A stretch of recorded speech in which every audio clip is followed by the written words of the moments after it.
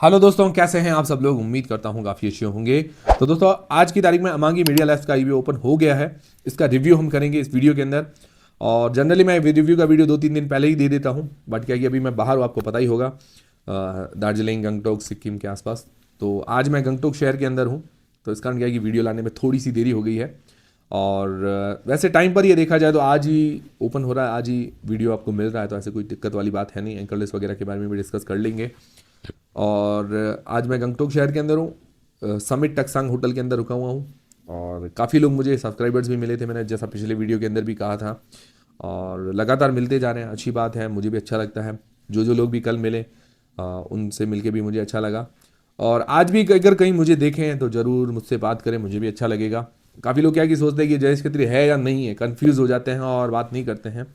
और काफ़ी लोग मुझे देख रहे थे, मतलब मैं देखता हूँ, जाता हूँ इधर उधर, तो घूरते हैं, ऐसे देखते हैं, मतलब थोड़ा सोचते हैं कि ये जयेश खत्री है या नहीं है। तो आप, और लगे कि भाई जयेश खत्री है तो आप बात कर लीजिए, ठीक है, कोई दिक्कत नहीं है। बाकी कल असम और बंगाल से मुझे काफ़ी सारे सब्सक्राइबर्स मिले और मुझे अच्छा लगा।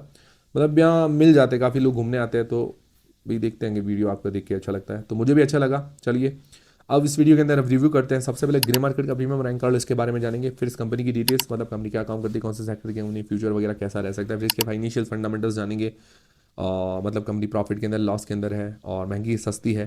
फिर इस आईपीओ की डिटेल्स अंत में जानेंगे, अप्लाई करना चाहिए नहीं करना चाहिए, लिस्टिंग गेंस के हिसाब से करें या लॉन्ग टर्म के हिसाब से, ठीक है ना। देखिए, ओवरऑल कंपनी तो अच्छी नज़र आ रही है, बट डिमांड क्यों नहीं बन रही है वो भी हम जानेंगे इस वीडियो के अंदर। तो वीडियो शुरू करने से पहले टेलीग्राम, इंस्टाग्राम, व्हाट्सएप, फेसबुक, सबकी लिंक डिस्क्रिप्शन के अंदर है, ज्वाइन कर लीजिए।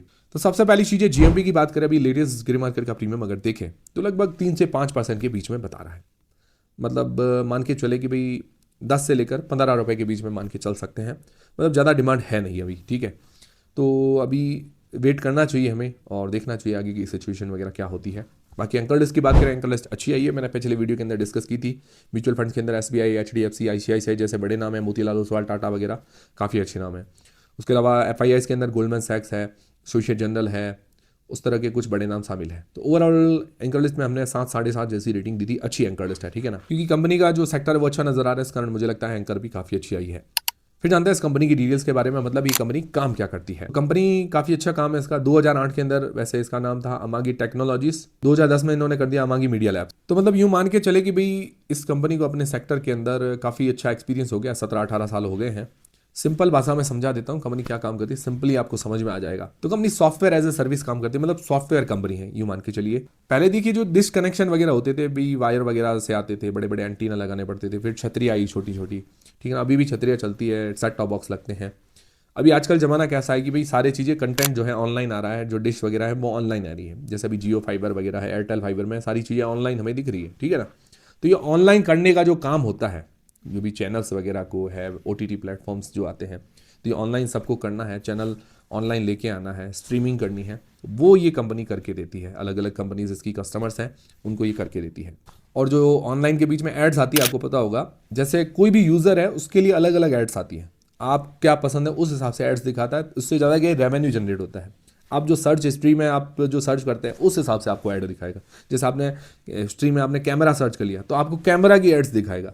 तो इस तरह से क्या है कि इनका रेवेन्यू बढ़ता है, तो वो बीच बीच में एड्स भी ये रन करवाती है। तो मतलब सारा ऑनलाइन जो काम होता है, चैनल्स वगैरह को ऑनलाइन लेके आना, या कोई भी प्लेटफॉर्म है उसको ऑनलाइन करना, ये कंपनी करके देती है, एंड टू एंड सॉल्यूशन देती है। अब देखा जाए इसका ज़्यादातर जो काम है वो एक्सपोर्ट से आता है, मतलब यूएसए, यूरोप, सिंगापुर, ऐसे कंट्रीज हैं, वहाँ से इसका रेवेन्यू जनरेट होता है। मैक्सिमम 90% का रेवेन्यू, 90% ज़्यादा का रेवेन्यू एक्सपोर्ट से ही आता है। इंडिया के अंदर भी है काम, इंडिया के अंदर इनडायरेक्टली तरीके से, जैसे जियो वगैरह, इनको इनडायरेक्टली ये सर्विस देती है। मतलब इसका काम काफ़ी यूज है। तो प्रोडक्ट वाइज अगर रेवेन्यू देखें तो स्ट्रीमिंग यूनिफिकेशन से 57% के आसपास का रेवेन्यू जनरेट होता है। मतलब स्ट्रीमिंग जो लाइव होता है, ऑनलाइन वगैरह जो सारा काम होता है, वो स्ट्रीमिंग से 57% का रेवेन्यू। फिर जो एड्स रन करती है, मोनेटाइजेशन वगैरह होता है, वहां से 24% का रेवेन्यू। और उसके अलावा जो क्लाउड मॉडिफिकेशन है, मतलब जो पुराने हार्डवेयर है उनको वापस ऑनलाइन जो शिफ्ट करना है, वो पूरा मॉडिफिकेशन करना है, वहाँ से 19% का रेवेन्यू जनरेट होता है। मतलब जो एड्स वगैरह रन होती है उसके बीच में इसका कमीशन वगैरह होता है। तो ये कंपनी टोटली ऑनलाइन प्लेटफॉर्म ले जाने का काम करती है। ये अभी क्या यूएस, यूके, यूरोप वगैरह के अंदर ये बहुत ज़्यादा हो गया। इंडिया के अंदर भी चल रहा है। इंडिया के अंदर अभी टाइम लगेगा पूरा ऑनलाइन होने में, सारी चीज़ें थोड़ा सा वक्त लगेगा। तभी इसका ज़्यादातर रेवेन्यू बाहर से ही आता है, ये चीज़ क्लियर है। क्लाइंट्स की अगर बात करें तो जैसे वार्नर ब्रॉस है, जैसे CNN, उसके बीच में HBO आते हैं, फॉक्स और लायंस गेट, वेवो, ये क्या है कि फॉरेन के ब्रांड्स आपको पता ही होगा, जो हॉलीवुड मूवीज़ देखते हैं उनके, जो वार्नर ब्रॉस, लायंस गेट के नाम सुने होंगे। और बाकी इंडिया में इनडायरेक्टली काफ़ी सारे कस्टमर्स हैं। तो ओवरऑल कंपनी का काम बढ़िया है, जो बिजनेस मॉडल है काफ़ी अच्छा नज़र आ रहा है, ठीक है ना। मैंने आपको कहा कि बिजनेस मॉडल अच्छा है, बट डिमांड क्यों नहीं बन रही है वो भी देख लेते हैं। अब इसके फाइनेंशियल फंडामेंटल्स जान लेते हैं। 2023 से 2025 तक दिए गए हैं और 2026 के 6 महीनों के दिए गए हैं। तो अगर एसेट्स देखें तो एसेट्स के अंदर उतार चढ़ाव है, मतलब लगातार कंटिन्यू ग्रोथ नहीं है। फिर रेवेन्यू की बात करें तो रेवेन्यू के अंदर कंटिन्यू हमें ग्रोथ देखने को मिल रही है, ये अच्छी बात है। प्रॉफिट की बात करें तो प्रॉफिट आफ्टर टैक्स 2025 तक ये लॉस के अंदर है, और अभी 6 महीने के अंदर 2026 के ये थोड़ा प्रॉफिट दिखाया है। तो मुझे लगता है ये प्रॉफिट नहीं होगा, ये अकाउंट एडजस्टमेंट होता है, उसके कारण क्या है कि प्रॉफिट दिखता है। तो ये एक बड़ा कारण हो सकता है कि इसके कारण इसकी डिमांड नहीं आ रही हो। और काफ़ी साल से कंपनी स्टैब्लिश है, 16-17 साल हो गए हैं, तो थोड़ा प्रॉफिट तो होना चाहिए, बट है नहीं। बाकी नेट वर्थ के अंदर उतार चढ़ाव है, ये भी थोड़ा नेगेटिव पॉइंट है। रिजर्व्स इसकी नेगेटिव्स हैं, मतलब ये भी नेगेटिव, मतलब बड़ा नेगेटिव पॉइंट है। और डेट देखा जाए तो एक तरह से इसके ऊपर डेट नहीं है, ऑलमोस्ट डेट फ्री कंपनी है, बट कुछ लीज लायबिलिटीज़ है, थोड़ा बहुत है इसके बाद 30-35 करोड़ के बीच में है, तो उसको डेट की तरह देखे तो ठीक है। बाकी ओवरऑल ये डेट फ्री कंपनी है, तो ये अच्छी बात है। तो ओवरऑल अगर देखा जाए फाइनेंशियली कंपनी थोड़ी वीक नजर आ रही है, इस कारण मुझे लगता है डिमांड वगैरह अभी नहीं आ रही है। बाकी रिटर्न ऑन नेटवर्थ नेगेटिव है, पी देखा जाए तो नेगेटिव है, और कोई लिस्टेड पीयर नहीं है। बाकी अभी 6 महीनों का देखें तो इसका पी बनेगा 600 के आसपास का, तो ऐसे 600 के हिसाब से पी तो महंगा ही है, बट जो प्राइस बैंड वगैरह देखिए उस हिसाब से वैल्यूएशंस ठीक है, ज़्यादा इतनी महंगी नहीं है। तो कोई लिस्टेड पीयर्स नहीं है, ये इसके लिए अच्छी बात है कि भाई इसको ज़्यादा कंपटीशन नहीं मिलेगा। तो ये हो गया इसके फाइनेंशियल फंडामेंटल्स, फाइनेंशियली वीक है, फंडामेंटल्स भी थोड़े मतलब इतने खास नहीं है, वैल्यूएशंस ठीक ठीक है। अब इस आईपीओ की डिटेल्स के बारे में जानते हैं। तो आईपीओ 13 जनवरी से लेकर 16 जनवरी के बीच में ओपन रहेगा। फेस वैल्यू 5 रुपए पर आ रहा है। प्राइस बैंड 343 रुपए से लेकर 361 रुपए के बीच में रखा गया है। लॉट साइज 41 शेयर्स का है। इसका इश्यू साइज है 1788 करोड़ रुपए का। अंदर फ्रेश इश्यू है 816 करोड़ रुपए के।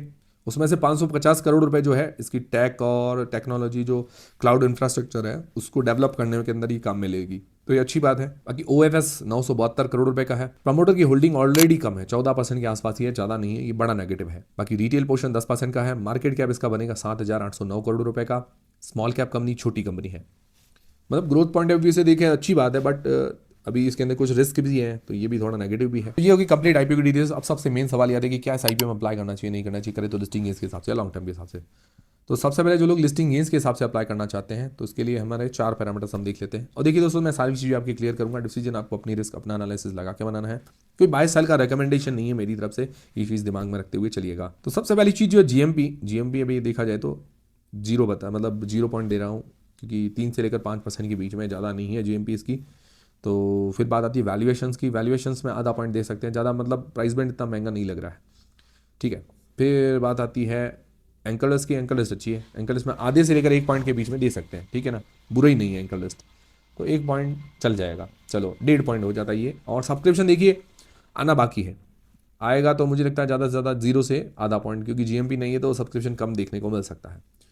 तो इसकी रेटिंग मुझे लगता है रिस्की से न्यूट्रल के बीच में बनेगी, मतलब थोड़ा रिस्क तो रहेगा, ये चीज़ है, ठीक है ना। बाकी मेरी तरफ से कोई बाय सेल का रिकमेंडेशन नहीं है, जो भी डिसीजन बनाना आपको खुद को बनाना है। फिर दोस्तों लॉन्ग टर्म के हिसाब से जो लोग अप्लाई करना चाहते हैं तो पॉजिटिव्स नेगेटिव्स देख लेते हैं। तो पॉजिटिव में ये है कि इसका बिजनेस मॉडल काफ़ी अच्छा है, मतलब अगर सेक्टर देखा जाए तो काफ़ी बढ़िया सेक्टर है, और मतलब ये फ्यूचर के अंदर इसकी डिमांड रह सकती है। अभी भी डिमांड काफ़ी है इसका, ज़्यादातर अभी रेवेन्यू देखे तो डेवलप्ड कंट्री से आ रहा है, US, UK, यूरोप, सिंगापुर जैसी कंट्री से आ रहा है, तो बिजनेस मॉडल तो काफ़ी अच्छा है। बाकी अभी कोई कंपटीटर नहीं है, ये अच्छी बात है।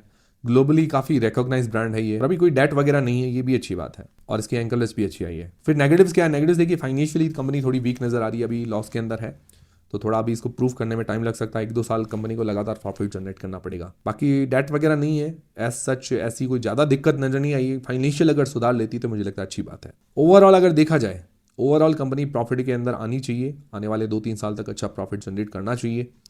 और बाकी ओवरऑल बहुत अच्छी कंपनी नजर आ रही है, मतलब जो इसका बिजनेस मॉडल काफ़ी अच्छा है।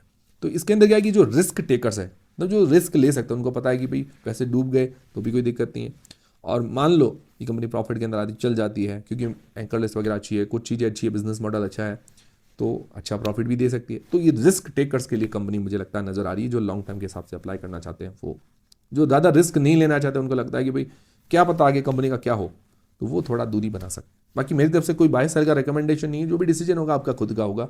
आप लोग क्या करेंगे मुझे कमेंट करके जरूर बताएगा। उम्मीद करता हूँ वीडियो देखने के बाद आपकी काफ़ी हेल्प हुई होगी। हेल्प हुई है तो वीडियो को लाइक जरूर करें, चैनल को सब्सक्राइब करें। मिलते हैं दोस्तों अगले वीडियो के अंदर। और आज कोई गंगटोक से भी देख रहा है तो जरूर मिलेंगे, MG मार्ग वगैरह पर कहीं ना कहीं मिलते हुए मिल जाएंगे। मिलते हैं दोस्तों अगले